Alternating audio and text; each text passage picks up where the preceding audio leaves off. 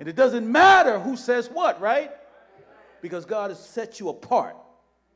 And you are walking in the presence and in the promise and in the purpose and in the protection and in the provision of God. Oh, my God. Lord, have mercy. And as we continue to seek holiness, not holy acts. You know, because people think they do holy stuff and they're holy. But I've seen some of the most wicked people with big, giant Bibles. I've seen some of the most horrific people with big crosses on their wall. I've walked in houses and seen pictures of Jesus with people, I'm saying, I didn't even know you believed in God. Lord, have mercy. So it's not these holy acts. You know, it's not these, it's allowing yourself to be set apart by God. That I have availed myself to what God wants and not what I want. God has set me apart. God has allowed me to be in this posture and in this position of consecration. God is trying to get something to me. And God can't get it to me with me involved in this or enmeshed in this. God has to get it to me set apart. You understand me? God can't get it to me doing this and being this way and having this type of mindset. God has to set me apart and renew my mind. Be transformed by the renewing of your mind. You understand? Not the renewing of your habits.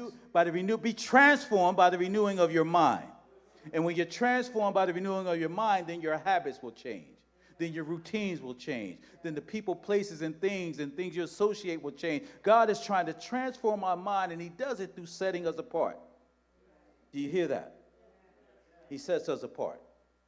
Yeah, and it's a wonderful thing to be set apart. And when we are holy, the Bible reminds us that God can use us then for special purposes. Culture. Y'all hear me? 2 Timothy. Special purpose. You know, you may be a physician, but you have a special purpose. You may be a secretary, but you have a special purpose. You may be a business owner, an entrepreneur. You may be retired. Lord, have mercy. But God has a special purpose for you. And the way to receive that special purpose, those marching orders, is to allow yourself to be set apart. Because you can't be used for special purposes, and I can't be used for special purposes when I'm enmeshed, involved, entangled with negative circles of influence. God has to get me alone before I can walk in somebody's house and minister to them as they're dying. You understand that? Special purposes. God has a special purpose for you, and he has a special prerequisite that we're holy. Are you with me this morning?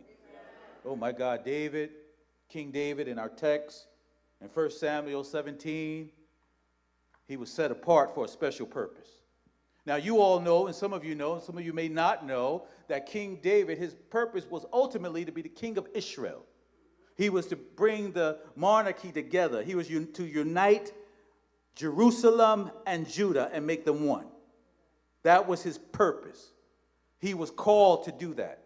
God called him to be the king. You understand that? And God called him, that was his divine purpose. But on his way to the throne, God gave him special assignments, a special purpose. And the first one that we see is him fighting Goliath.